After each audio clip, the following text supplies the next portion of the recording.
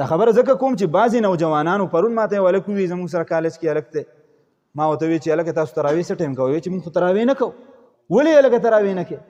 ځکه یې نه کوم چې تا د مفتي منیر شاکر بیان نه دی اورېدلی چې تراویح مراویح نشته دی، دا خو چې کوم دی نو هسې خبرې نو تاسو ته نو په دې باندې خبره کومه. تراویح د حضور نبی کریم صلی الله علیه وسلم سنت عمل دی. کله چې د یو انسان په ژوند کې د رمضان المبارک دا عظمت او شرافت والا میاشت راشي نو یقینا د دې انسان متعلق الله جل جلاله د ډیر لوی خیر فیصله کړې وي. وجه دا ده چې په عامو ورځو کې انسان ته د عبادت هغه توفیق نه میلاویږي کوم چې په رمضان المبارک کې میلاویږي. قرآن مجید کې الله جل جلاله هم د دې انسان دپاره په یو عجیبه انداز باندې د رمضان المبارک د دې میاشتې تذکره کوي.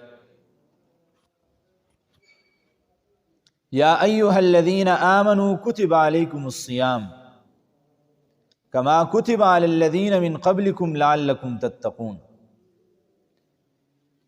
چې اے مؤمنانو په تاسو باندې د رمضان المبارک د دې میاشتې روجې فرض کړی شوې لکه څنګه چې دا روجې په مخکینو امتونو باندې فرض کړی شوې وي. د دې دپاره فرض کړی شوي دي چې تاسو تقوادار شئ، په تاسو کې پرهیزګاري راشي. په قرآن مجید کې الله جل جلاله کله چې په یا ایها الذین آمنو سره خطاب وکړي نو ابن عباس رضی الله تعالی عنہ ارشاد فرمایي چې دې ته برای راست خطاب وایي. پکار دا ده چې دا مؤمن مسلمان دا رایخ شي او دې خبرې طرف ته توجه وکړي چې اوس شهنشاه او هغه قادر مطلق ذات ما ته برای راست خطاب کوي. د دې مثال داسې دی لکه یو باچای هغه یو کس ته ووایي چې راشه زه تا ته څه کار حواله کوم. اوس دغه سړی تاسو اندازه ولګوئ څومره به خوشحالی چې ما ته د ملک باچا ویلی دي چې راشه زه تا ته یو کار حواله کوم. وی آی پی پرسنالټي ما ته چې کوم دی نو یو ذمواري حواله کړې ده هغه به په جامو کې نزیږي. او دلته کې خو معامله ډېره اوچته ده چې دا انسان چا پیدا کړی دی هغه ذات دی انسان ته براه راست خطاب کوي چې اے مومنه اے په ما باندې ایمان راوړون کیا، په رسول الله صلی الله علیه وسلم باندې ایمان راوړون کیا. یعنی دا مطلب سو چې ته زمون خپل یو کسې زما یو خاص بندی زه تا ته دا خطاب کومه، تا ته دا خبره کومه. یا ایها الذین آمنو نو الله جل جلاله په قرآن مجید کې اتیا ځله په یا ایها الذین آمنو سره مؤمنانو ته خطاب کړی دی. خو مؤمن په دې باندې بس داسې اوار تیریږي، توجه دې خبرې طرف ته نه ورکوي چې الله جل جلاله ما ته څه وایي، ما نه څه غواړي، ما ته کم کار حواله کوي. علماء لیکلي دي بني اسرائیلو ته په تورات کې الله جل جلاله صرف یو ځل داسې برای راست خطاب کړی، څنګه چې موږ ته اتیا ځله ویلی دی داسې بني اسرائیلو ته صرف یو ځل ویلي او هغه دومره خوشحاله په دې یو ځل وینا سره چې قرآن مجید کې الله جل جلاله د هغه تذکره کوي دومره چې کوم دی نو هغه اوچتې مرتبې ته ځان ورساو او ځان یې دومره لوی ښکاره که چې نحن ابناء الله و احباؤه. دا خبرې به یې کولې چې مونږ ته ګوره الله جل جلاله برای راست خطاب کوي، د دې وجې نه مونږ د الله تعالی نعوذ بالله زامن یو او د الله جل جلاله دوستان یو. ځکه مونږ ته الله جل جلاله په خپله خطاب کوي برای راست. او دې مؤمن تما او تا ته الله جل جلاله اتیا ځله دا خبره وکړه خو لیکن مونږ د ټس نه مس کېږو نه. بهرحال الله جل جلاله په شفقت سره خطاب کوي، ډېر په مهربانۍ سره. یا ایها الذین آمنوا کتب علیکم الصیام په تاسو باندې روجې فرض کړی شوي دي. اوس چې کله دا خبره الله جل جلاله ارشاد وفرمایله نو د انسان ذهن ته به دا خبر راتلی چې یاره دا روجې په موږ باندې ولې فرض شوي؟ آیا موږ نه څه ګناه شوه چې الله جل جلاله راته وایي چې د سهار نه د ماښامه پورې لوږه او تنده تېروه؟ څه ګناه به هم کړي؟ یا دا چې چېرته نعوذ بالله د الله جل جلاله په خزانو کې کمی راغی، روټۍ کمه شوه، دال چنې کم شو، رزق کم شو، نو الله جل جلاله وایي چې وږي او تنده چې کم دی نو برداشت کوئ او لوږي اوسېږئ د ماښامه پورې. نو فوراً الله جل جلاله د دغه ذهن د ختمولو دپاره ارشاد وفرمایه کما کتب علی الذین من قبلکم، چې دا د دې وجوهاتو د وجې نه زه حکم نه لګوم بلکې دا یو عبادت دی د مخکې نه را روان دی. ستاسو نه مخکې چې کوم خلک تیر شوي دي په هغو باندې هم دا څیز ما فرض کړی او دا روژه ما فرض کړې وه، په هغې تسلسل کې په تاسو باندې هم ما دا روژه دا فرض کړله. نو د انسان ذهن برابر شو چې زه الله جل جلاله خفا نه دی، د الله جل جلاله رزق چې کوم دی نو هغه پراخه دی.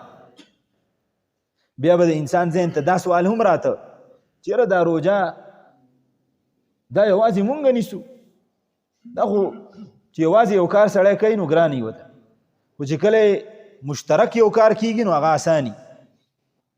دیوال یو سړی ورانی نو یو وخت به گزاري خو چې ډېر کسان جمع شي او درس به تیر کې گزار دی. کله چې یو کس باندې یوازې مصیبتي په دې ټول جماعت کې یو کسي او د هغه په خپه باندې دړي او نور ټول خلک ښه برابري نو هغه باندې دا درد ډېر سخت تېرېږي. وګوره نور ټول خلک ښه دي او یوازې په ما باندې دا درد. خو چې کله یو مصیبت یو ګراني یو مشکل دا عام شي نو هغه آسان شي. سړی بل ته ګوته نیسي مړه یوازې په ما نه دی په ده باندې هم دی.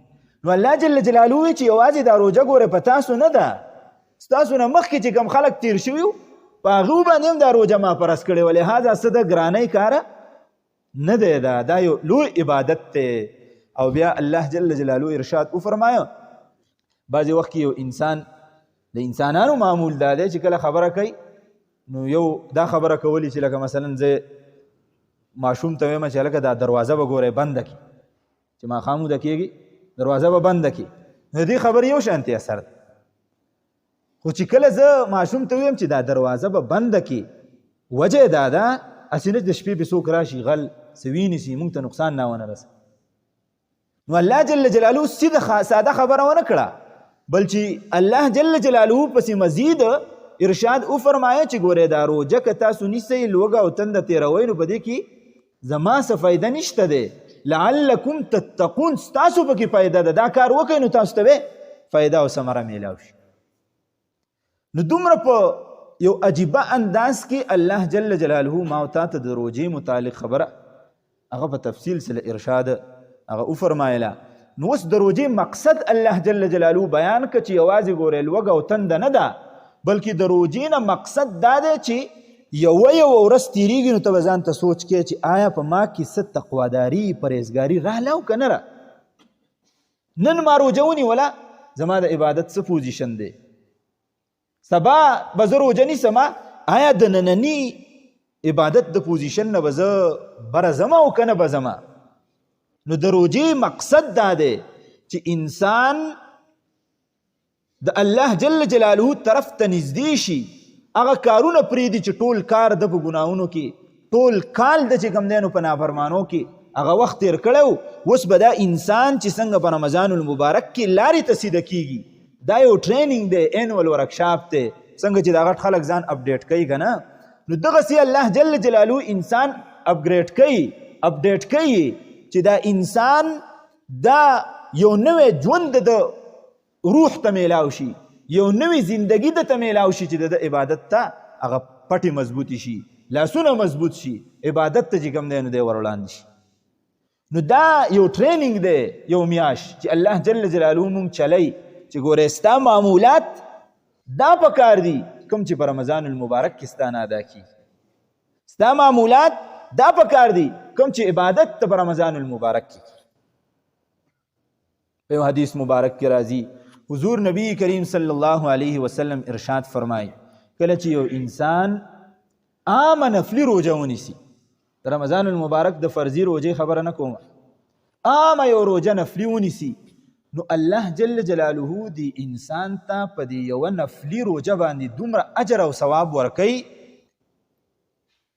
که چېرې دا ځمکه او اسمانه پورې چې څومره خلا ده دا ټول ځای د سرو زرو نه ډک کړی شي او دی یو انسان راولګي او دې روژهدار ته ووایي چې د روژې دا ثواب دې ماله راکه او زه له دا دومره سره در کوم، نو حضور مبارک صلی الله علیه وسلم ارشاد فرمایي لم یستوفي ثوابه، دغه دومره سره چې ځمکه یې ډکه کړې ده د اسمانه پورې اوچت دي د دې یوې روژې ثواب به پوره نه کړي. دا د عامې نفلي روژې متعلق حضور نبی کریم صلی الله علیه وسلم ارشاد فرمایلی دا په دنیا کې دا اجر او ثواب وای نشي پوره کېدی الا دا چې انسان آخرت ته لاړ شي او الله جل جلاله ورته د خپل شان مناسب چې کوم دی نو اجر او ثواب ورکړي.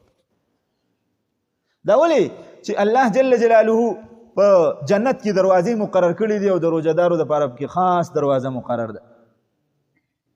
ان فی الجنة باب يقال له الريان يدخل منه الصائمون لا يدخل منه أحد غيرهم فإذا دخلوا أغلق ولم يدخل منه أحدا.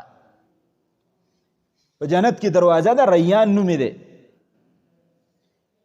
ریان نومې وله ځکه ایښودی دی چې دې خلکو په دنیا کې تندې تیرې کړي دي د الله جل جلاله دپاره، خالص د الله د یرې د وجې نه دوی لوږه تیره کړې ده. په دغه دروازه خاص خلک به داخلي لکه څنګه یو پروګرامي او تاسو لارې لیدلي یو عامه خلک د خلکو لارې پینډال ته به خلک ځي او بل د سټیج لارې مهمان خصوصي په هغې باندې هر څوک نه پرېږدي، په هغې باندې هغه خلک پرېږدي چې کوم د سټیج خلک مشراني. دغسې الله جل جلاله د دې خلکو دپاره یو خاص لاره مقرر کړه چې ګورئ په دې باندې به روژهدار راننه باسئ فرشتو ته او یار څوک په دې دروازه باندې راننوځي چې کله روژهدار په دغه دروازه باندې وایي داخل شي دغه دروازه به رابنده شي، هلته به اعلان وشي چې ګوره نور څوک په دې دروازه باندې را پرې نه دی، دا خاص د دې روژهدارو دپاره جوړه شوې وه. او دا اعلان به وشي، فرشتې به وایي کلوا واشربوا هنیئا بما اسلفتم فی الایام الخالیه.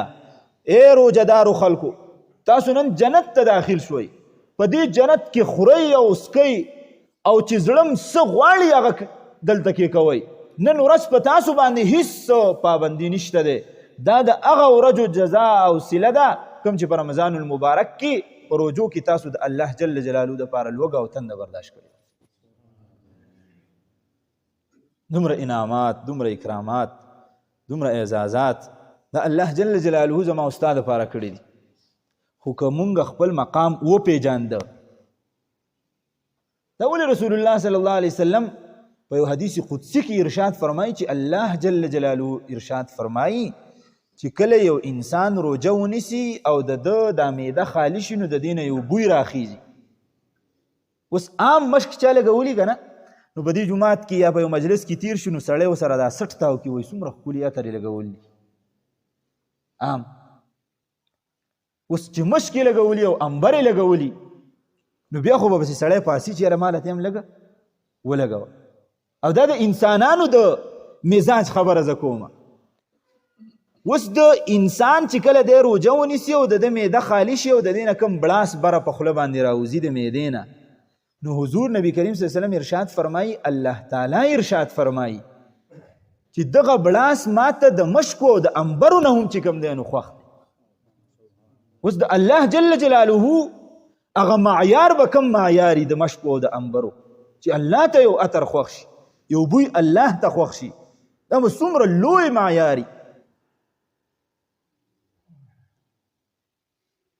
نو د دې وجې نه الله جل جلاله ارشاد وفرمایا چې تاسو چې کوم دی نو دا روژې په تاسو فرض شوي دي، دا ونیسئ. ګورئ هسې نه چې په روژه کې درنه څه داسې یو عمل وشي چې ستاسو روژې ته پې نقصان ورسي. ستا د خولې روژه ده، ستا د خپو روژه ده، په دې خپو به غلط ځای ته نه ځي. ستا د لاسو روژه ده، په دې لاسو باندې به غلط کار نه کې. ستا د سترګو روژه ده، په دې سترګو به غلط لیدل نه کې. ستا د دې ژبې روژه ده، په دې به کنزل ردې بدې سپورې ستغې نه وی. ستا د فکر او د سوچ روجه ده، په دې به غلط سوچونه فکرونه نه کې، بل ته به خرابې مسودې نه تیارې. ته به یو محفوظ انسان ځان ساتي په دې رمضان المبارک.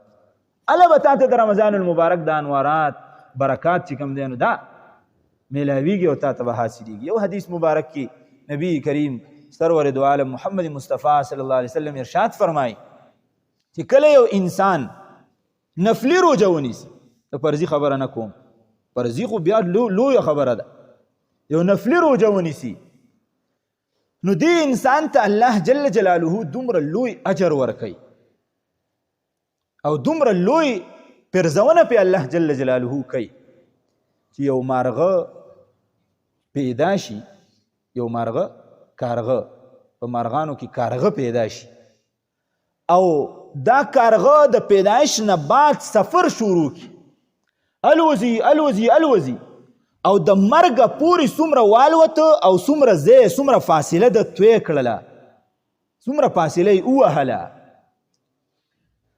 په یوه نفلي روژه باندې الله جل جلاله دقه انسان د جهنم د اور نه دومره مقدار کې لري، دومره مقدار کې دا انسان لري کې. بیا محدثین وایي حضور نبی کریم صلی الله علیه وسلم دا کارغه ولې ووي، بله یو مرغۍ ولې نه یادوله. محدثین لیکي چې دا کارغۍ ځکه ذکر که چې دا کارغه د نورو مرغانو په نسبت باندې ډیر عمر لري، د ده ډیر عمر وي په مرغو کې د ټولو نه ډیر عمر نسبتا دا د چای دا د کارغۍ، نو چې ډیر عمر نو ډیره لاره به وایي که نه. او دویمه وجه دا ذکر کړی دی چې د کارغه تذکره دا وکړه چې دا نورې مرغۍ په باران کې یا په جړۍ کې یا چې کوم دی نو په وریس کې ډوبه وریس کې دا نه الوځي، خو کارغه داسې یو پرنده ده چې دا په باران جړۍ په هر څه کې چې کوم دی نو الوځي. د ده په کاته کې لاکډاون نه وي، لاکډاون دی نه کوي، دی الوځي.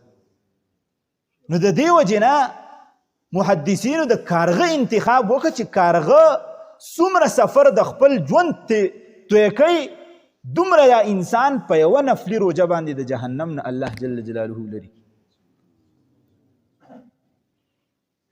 په یو حدیث مبارک کې راځي حضور نبی کریم صلی الله علیه وسلم ارشاد فرمایي چې تاسو د خپلې زندګۍ زکات وباسئ، د خپل ژوند زکات وباسئ.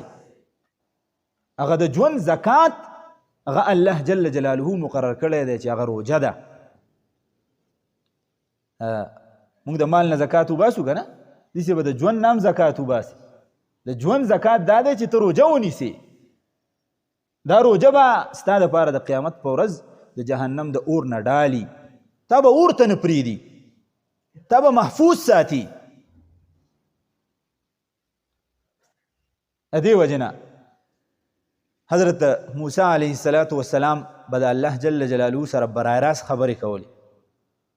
کوی تور ته به ته الله جل جلاله به ورسره هم خبرې کولې او موسی علیه السلام به ورسره هم راز او نیاز کا او خبرې به ورسره کولې. نو په یو موقع باندې موسی علیه السلام ډېر خوشحاله و، د الله جل جلاله نه تپوس وکړو، د الله جل جلاله ګوره تا ما ته خپل راز او نیاز نصیب کړی دی، زه ستا څه خبرې کومه، په دې دنیا کې زما نه هم غوره انسان تا ته شته چې ته زما سره خبرې کوې، زه ستا څه خبرې کوم، نو زما نه هم غوره انسان تا ته شته. الله جل جلاله ورته ووي موسی زما یو امت را روان دی، د محمد رسول الله صلی الله علیه وسلم امت، په هغې باندې ما یو میاشت فرض کړې ده چې په هغې کې به روژې نیسي دا انسانان، چې کله دغه انسان زما د دغه امت د محمد رسول الله صلی الله علیه وسلم یو امتی دا په درستخان باندې کینی او د ماښام د اذان وخت قریبي لږ وخت پاتې او د ده مخې ته خوراک پروتي او د دې وجې نه خوري چې تر اوسه پورې د الله جل جلاله لا حکم نه دی راغلی، یریږي چې روژه لا پوره شوې نه ده د الله جل جلاله د طرف نه د ماتولو لا حکم نه دی راغلی، دی په دې انتظار باندې ناسي او دی لاس اوچت کی. نو موسی ته چې کله زما سره خبرې کې نو زما او ستا په منځ کې 80,000 پردې په منځ کې لګېدلې وي. څومره چې کله زه ستا سره خبرې کوم ته زما سره خبرې کوې نو زما او ستا په منځ کې 80,000 پردې لګېدلي.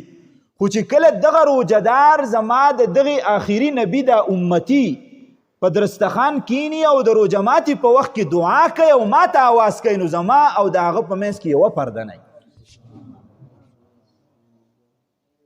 زما او د هغه په منځ کې یوه پرده نه یو زما او ستا په منځ کې چې کله خبرې کوو نو 80,000 پردې. مونږ او تاسو دومره عظیم خلک یو د الله جل جلاله په نسبت باندې. کاش که مونږ چېرته خپل مقام وپېژانده، خپله درجه م وپېژاندله، خپله یو لوحه او ګنټه سیکنډ م وپېژانده. ګوره یاد ساته مونږ خو زندګي تېرېږي که نه روانه دی، وخت یې پاس کېږي او خلک وایي ټیم دی تېرېږي او مرګ ته چې کوم دی نو وایي ورځې شپې لنډېږي. دا خبره نشته. خبره دا ده چې زمونږ نه څوک تپوس وکړي هلکه یاره ستا څومره عمر دی؟ مونږ ورته وایو یاره زما 70 کاله عمر دی، 80 کاله عمر دی، 40 کاله مې عمر دی. تپوس دا نه دی پکار. ګورئ تپوس دا پکار دی ستا ژوند څومره پاتې دی په دنیا کې، ستا ژوند پاتې څومره دی. بیا به د هغې زموږ سره جواب نه وي. مونږ بیا دا ویلی شو چې 1 غنټه پاتې دی، 1 منټ پاتې دی، دا نه شو ویلی. نو زموږ سره به د خپل ځان، د خپل ژوند، د خپلو لمحو، د خپلو اوقاتو قدر پیدا شي. رونو د دې وجې نه حضور نبی کریم صلی الله علیه وسلم یو اوږد حدیث کې ارشاد وفرمایه. دا حدیث ډېر عجیبه وه. مخکې رمضان المبارک په اولنۍ جمعه باندې تمنیت امتی ما تاسو ته د دې حدیث تذکره کړې وه. زما خو ډېر خوښ کلها رمضان. الله جل جلاله دې موږ ته حضور نبی کریم صلی الله علیه وسلم ارشاد وفرمایه په دې حدیث مبارک کې کچرې ابو مسعود غفاری رضی الله تعالی عنه ته پته ولګي چې دا رمضان المبارک څه شی وسلم دا روایت ته نقل کړي نو دیو به دا ارزو وکړي چې حضور نبی کریم صلی الله علیه وسلم ارشاد وفرمایه رمضان المبارک لو يعلم العباد فقال رجل من بني خزاعه. رسول الله مبارک دغه سي تقریر کاوه. یو سړی په منځ کې پاسې د خزاعه قبیلې و. هغه ورته حضور نبی کریم صلی الله علیه وسلم ته ووی یا نبی الله حدثنا، ای د الله رسوله نور هم بیان کړه، د رمضان المبارک نور خبرې هم وکړه. حضور نبی کریم صلی الله علیه وسلم ارشاد وفرمایه فقال ان الجنه لتزين لرمضان من راس الحول الى الحول. چې رمضان المبارک دومره لوی فضیلت لري چې کله کال شروع کیږي د محرم د اولنۍ ورځې نه د ذوالحجې تر آخرۍ ورځې پورې ټولې فرشتې بعضې مقرر په دې باندې لګیایي چې رمضان المبارک دپاره جنت ښکلی کړي، مزینې کړي، ښکلی کوي. فاذا كان اول يوم من رمضان هبت ريح من تحت العرش فصفقت ورق الاشجار الجنه. چې کله د رمضان المبارک اولنۍ ورځ شي نو الله جل جلاله په رمضان المبارک کې په جنت کې یو هوا وچلی او دا هوا داسې وچلی چې د هغې د وجې نه دا پاڼې د یو بل سره ولیږي او یو شړقا پیدا کړي، یو خوندور آواز پیدا کړي. فتنظر الحور العین الى ذلك. نو چې کله دا ټکاری پیدا شي په جنت کې د دې پاڼو نو کمې هورې دي هلته کې هغې ورته وګوري چې دا ټکاری د څه دی، دا آوازونه د څه دي. فیقولنا یا ربنا اجعل لنا من عبادك في هذا الشهر ازواجا تقر اعیننا بهم وتقر اعینهم بنا. دغه هورې ووایي چې الله جل جلاله په دې میاشت کې زمونږ دپاره په دنیا کې داسې خاوندان وګرځئ چې کله هغې زمونږ خواته راشي مونږ په هغې باندې خپلې سترګې یخې کړو او هغې په مونږ باندې خپلې سترګې یخې کړي. قال فما من عبد يصوم رمضان الا زوج زوجة من الحور العين في خيمة من درة. حضور نبی کریم صلی الله علیه وسلم ارشاد او فرمایا چې کله یو بنده په رمضان المبارک کې یو روژه ونیسي نو د دې یوې روژې د کبله او د وجې نه الله جل جلاله دې انسان ته په جنت کې یو حوره په نکاح باندې ورکړي، او دا حوره فی خیمة من دره، دې ته الله جل جلاله داسې یو لوړ مقام او لوړ ځای جوړ کړی، یو داسې بلډینګ یې جوړ کړی چې هغه د یو کاڼي نه جوړي، مکمل د یو کاڼي نه جوړ وي. کما نعت الله عز وجل حور مقصورات فی الخیام، لکه څنګه چې الله جل جلاله تذکره د دې کړې ده د دې حور عینا په قرآن مجید کې. مزید ارشاد فرمایي حضور نبی کریم صلی الله علیه وسلم على كل امرأة منهن 70 حله، په هر یو زنانه په هر یو حوره باندې به الله جل جلاله د جنت او یا جوړې ورخوري کړي. وس ليس منها حله على لون الاخرى، په دې باندې به داسې یو جوړه نه چې بس سوري جو بس د سرو جامو چې کوم دی نو یو ترپال به پې خوري، نه نه، هر یو جوړه به د هغې رنګ به د بلې جوړې نه جدای. د دې جوړو خو دلته کې موږ ته احساس نه کېږي چې رب دا ډېرې جوړې به جو پته به پکې نه لګي چې په کوم ځای کې به پکې ناسته، خو دا الله جل جلاله یو خوند ذکر کوي. نن سبا چې د واده غټ خلک یې واده یوه جوړه اخلي نو داسې مې هم اورېدلي چې په 2 کروړه یې واغسته وله جوړه او په 1.5 کروړه یې وله واغسته. اوس د جنت جوړه او یا جوړې پې خوري دي او د هر یوې جوړې رنګ د بلې جوړې نه جدا جدا دی. مزید ارشاد فرمایی وتعطى 70 لونا من الطيب ليس منه لون على ريح آخر، چې الله جل جلاله به دې ته او یا عطرونه ورکي خوشبویانې او دا هر یوه خوشبو به د بلې خوشبو نه چې کوم دی نو جدای.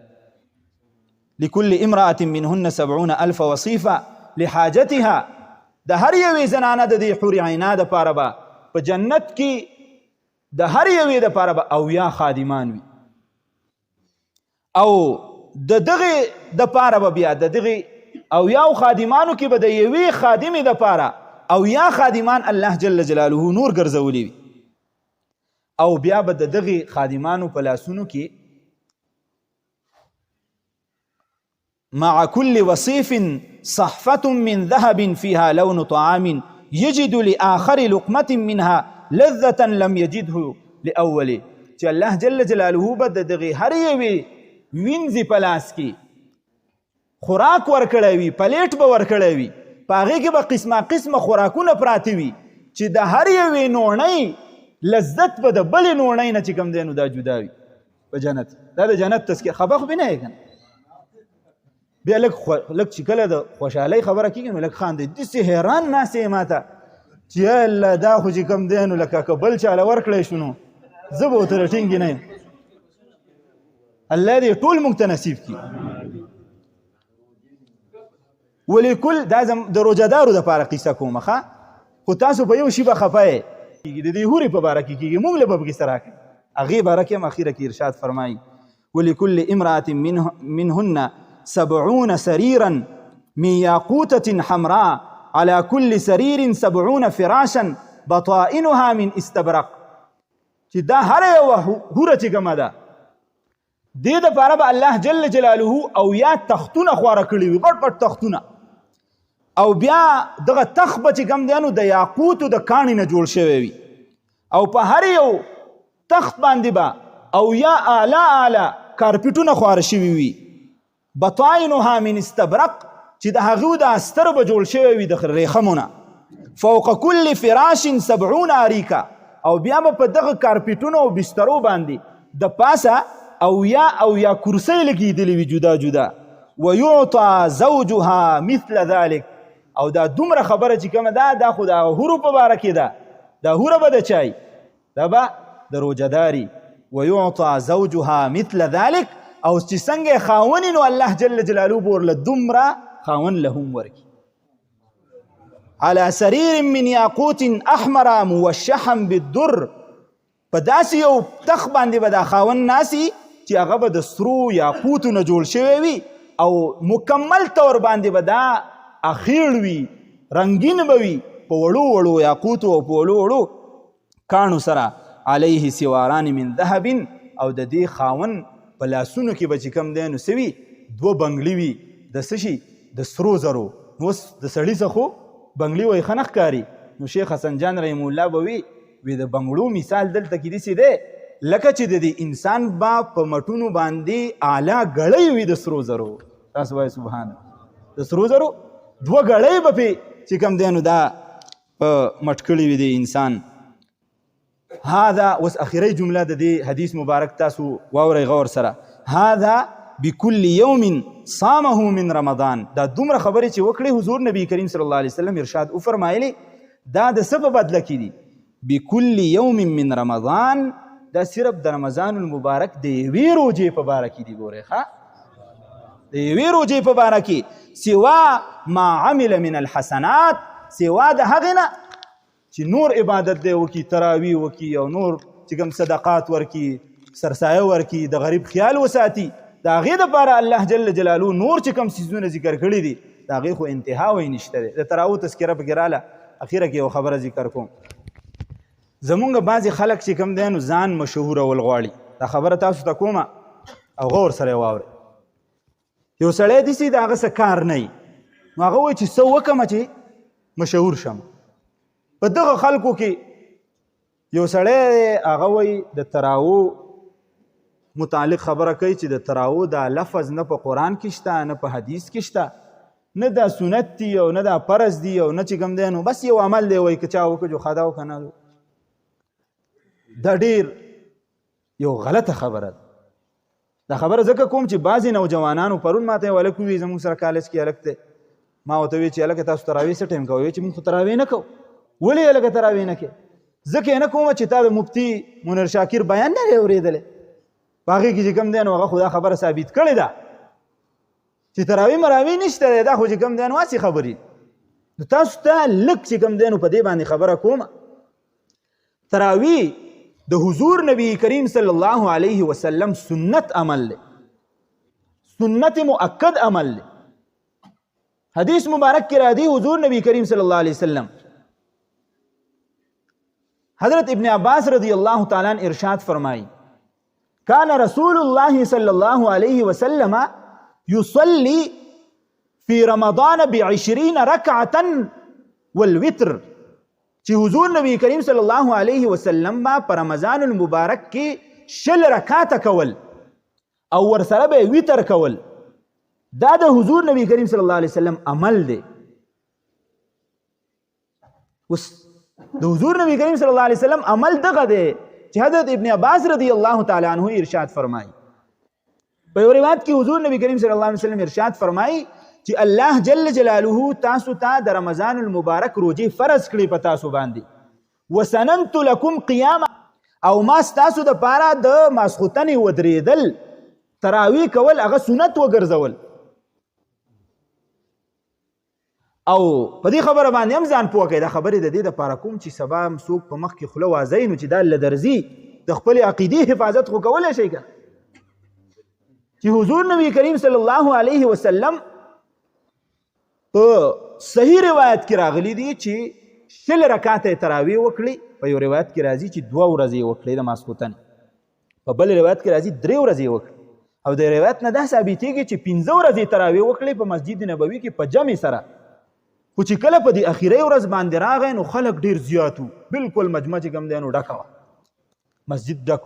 نو حضور نبی کریم صلی الله علیه وسلم هغه واپس شو، خلکو ته په جمع باندې تراویح ونه کړې. ارشاد یې وفرمایه زه تاسو په کورونو کې دا تراویح ادا کوئ، او وجه یې دا ذکر کړله چې هسې نه که په دغې شوق او جذبې مې تاسو ته تراویح پړاو کړئ نو سبا به هسې نه چې په تاسو باندې دا فرض شي، نو زه ستاسو سهولت لټوم، بیا خو چې فرض څوک پرېږدي د هغې ګټه ګناه ده که. نو حضور نبی کریم صلی الله علیه وسلم ارشاد وفرمایي چې لاړ شئ تاسو یې په کورونو کې ادا کړئ.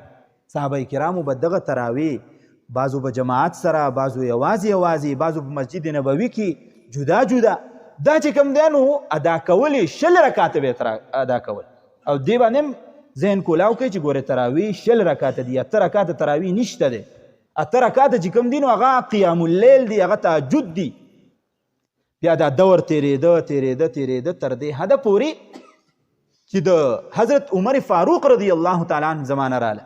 عمر فاروق رضی الله عنه مسجد نبوي ته یو ورځ ورغی، وایي کتل چې بعضې حفاظ دلته ولاړ دي تراویح کوي، بعضې هغه ځای کې هغه ځای کې. ارشاد یې فرمایه ما له څه شوي دي چې دا خلک په یو امام باندې راجمع نه کړم او یو امام یې هغه دا ټولو خلکو ته تراویح پړاوی. حضرت ابی ابن کعب رضی الله تعالی عنه ته حکم وکړه چې ته راشه خلکو ته تراویح پړاو. په خپله چې کوم دی نو فرض مونځ وکړه، په حضرت ابی ابن کعب رضی الله تعالی عنه باندې 20 رکعاته تراویح خلکو ته وکړي او بیا ویترو ته ورمخکې شو. حضرت عمر فاروق رضی الله عنه ویتر یې وکړه. په دې دور کې د عمر فاروق رضی الله تعالی عنه بېشمېره په زرګونو صحابه کرام چې کوم دی نو په دې مجلس کې موجود وو. ټولو په دې خبره باندې انکار ونه کړ چې دا دې څه چل وکړه. ټولو دا خبره تسلیم کړه چې او بالکل ښه وشو. ځکه د صحابه کرامو مزاج دا و چې کله به یو غلط کار لیده نو فوراً به یې سړي ته وایي دا کار دی ښه نه دی. نو که عمر فاروق رضی الله عنه غلط کار کا او 20 رکعاته تراویح خلکو ته په جماعت سره په مسجد نبوي کې د ابی ابن کعب رضی الله تعالی عنه په اقتدا کې ورکولې، نو صحابه کرامو به ورته ویلي وی که نه چې دا کار دی ښه نه دی. نو معلومه دا شوه چې د صحابه کرامو ټولو اجماع په دې خبره باندې شوه چې 20 رکعاته تراویح دي په جماعت سره ادا کول پکار دي. او ټولو فقهای کرامو د حضرت امام ابو حنیفه، د امام مالک، د امام احمد ابن حنبل، د امام شافعی دا مذهب دی چې 20 رکعاته تراویح دي. دا سنت مؤکده دي، که چا پرېښودی ګناهګار دی دا انسان. لہذا د تراویح اهتمام کوئ. دغه خلک چې کوم 8 رکعاته تراویح کوي او دومره پورې کار دی چې د دغې دور نه واخله د صحابه کرامو د خلفای راشدینو د دور نه واخله تر دې وخته پورې تبع تابعین صحابه او مکه مکرمه مدینه منوره زمونږ مشایخ ټولو په دې 20 رکعاتو باندې چې کوم دی نو اتفاق کړی دی. زه به تاسو ته یو مثال درکړم. دا دنیا ده که نه، تبلیغي حضرات خو په دې دنیا کې په هر ځای کې دي که نه، شته که نشته دی. دا خلک منځګړي خلک حسابوي، منځګړي خلک حسابوي. په هر ځای کې چې لاړ شي نو هلته کې به تبلیغي مرکز تا ته ښکاري. داسې یو مرکز ما ته وښایه چې په هغې کې 8 رکعاته تراویح کېږي یا پکې تراویح نه کېږي.